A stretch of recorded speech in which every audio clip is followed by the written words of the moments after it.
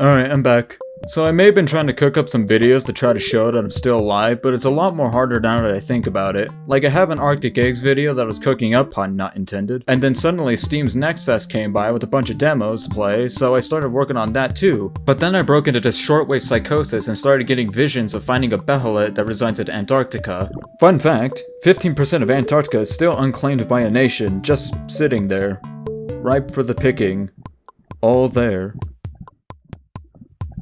I fucking want it. Hello, and today I'm going to be talking about Fallen Aces, a game currently in early access that is being made by Trey Powell and Jason Bond. That's being published by New Blood Interactive. This isn't the first time I've mentioned New Blood here, and probably not the last, but the last time I did, I was talking about Gloomwood, which is another immersive sim that is in early access that is also pretty goddamn good, but I digress. Short answer is, Fallen Aces is a non-linear noir FPS immersive sim that has you playing as a detective in Switchblade City for around $13 on Steam. Since this is in early access, this is more of me talking about it in a general sense. When the game is fully out and I'm still alive when it happens, I'll cover all 3 episodes. Link is in the description if you wish to check it out for yourself. Long answer is the rest of this video, so let's talk about it.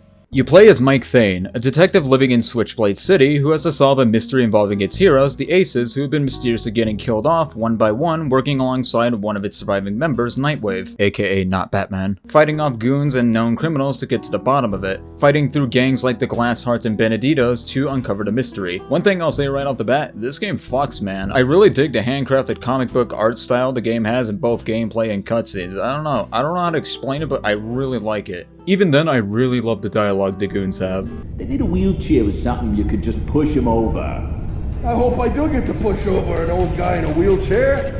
That'd be so much fun.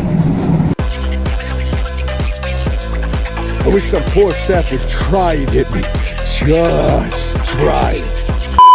Right now there are 5 levels in episode 1 and they are pretty huge, very open areas with a very heavy implication to check every nook and cranny for secrets. And trust me, there's a good amount of secrets, some of them you may have to think a little bit harder on. One of them in the first level, for example, you jump through this building here, right across a burning building, deal with the goons inside, and open up the safe here, and you end up reading about a key hidden inside a dumpster behind a donut shop. So you go over there and pick up the key, and then run back to the apartment complex you started in, open up that room, and then see there's a safe in there with a code in it. So you have to head to the newsstand nearby, and then read this thing here, and then run back in, put it in, and now you have money. Now, relating to this particular one, I think this is just an extreme case, and I don't think every secret is like this.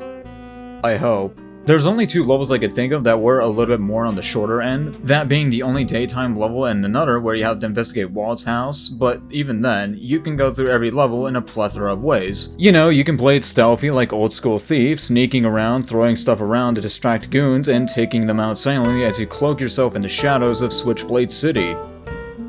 Or you can just fucking kill them. Oh, hello.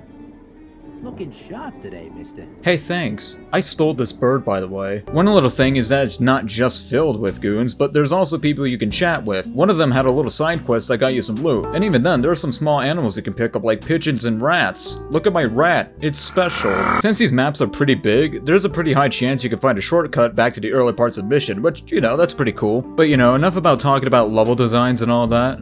Or, well, just levels in general. Let's talk about killing people. Oh, you wanna go? Alright, let's fucking go. Hey, I'm walking here.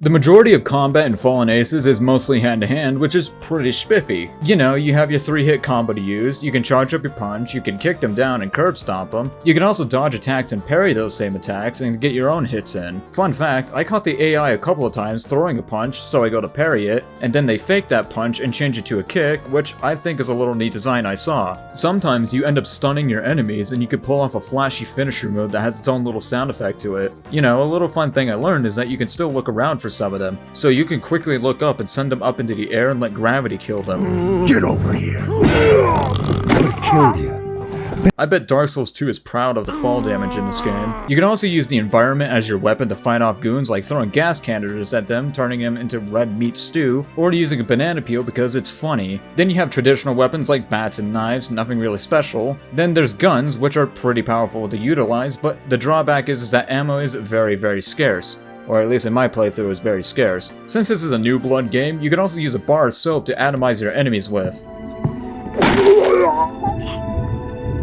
Yeah. Now you're probably thinking to yourself, oh man, this game is wacky. I just killed a man with a bar of soap. Take the shower, Stinky. Or if you have played New Blood games, it's like this. Is trying to persuade the prince that he should do his duty, and to impress him takes on his multi-armed form and says, "Now I am become death, the destroyer of worlds." While exploring Switchblade City, you can find food and stuff to eat. Really straightforward stuff. Some of these items can give you a little buff, like how smoking cigarettes improves your aim, or if you drink soda or coffee, it makes you faster. And then the obvious stuff like medkits, which gives you health, and then painkillers, which gives you toughness, or this game's way of saying armor. Personally, I really don't have much to say about it. I mean, either way, I'm gonna be shoving this shit down my throat like it's Bioshock. But away from that, I really don't have much on gripes about Fallen Aces. I would say something about the 3 inventory slots, but you know, playing through episode 1, you kinda just grow into it. One thing I noticed in the docks level is that the sharks don't really react to bodies when you throw them in the water, and they're kinda just more dead set on you. To be honest, kind of disappointed that sharks are picky about their food, especially since sharks moved closer to the city because they're putting chemicals in the water. Another thing I noticed is that the use of money was very minute. The main thing I can use the money on was the vending machines to buy soda and cigarettes, which I only did once. Now that I think about it, throwing stuff directly at your enemies can be hit or miss. Like, you can throw a barrel at them and stun them to help regulate the fight, and it just phases through them.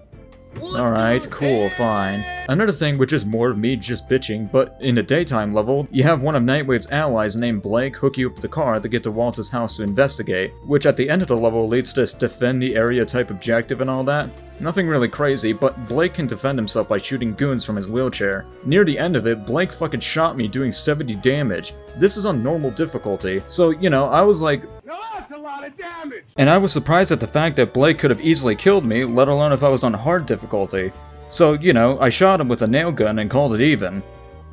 I mean, he started it. So, yeah. Fallen Aces is fun. You get to fight goons and stuff while solving a mystery. I have a feeling when this game is fully out, it'll be a banger because New Blood has a track record of making great games under their belt. You know, definitely a worthwhile game to check out if I do say so myself. Link is in the description if you wish to check it out yourself. Otherwise, I'm gonna be staking my claims in Antarctica. I'm not gonna rest until it's mine.